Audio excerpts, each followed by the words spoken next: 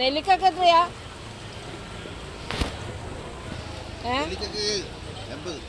80. മാങ്ങക്കോ? അടിപൊളി മാങ്ങ.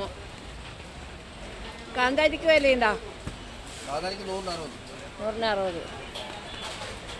ഇത് നമ്മളെ സ്ഥിരം ആളാണ്.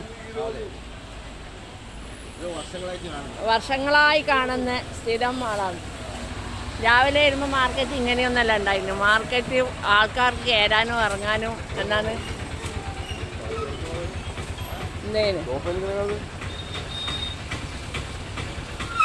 ചേട്ടാ ക്യാരറ്റിന് എത്രയാന്ന്? 50 റുപ്യ. 80.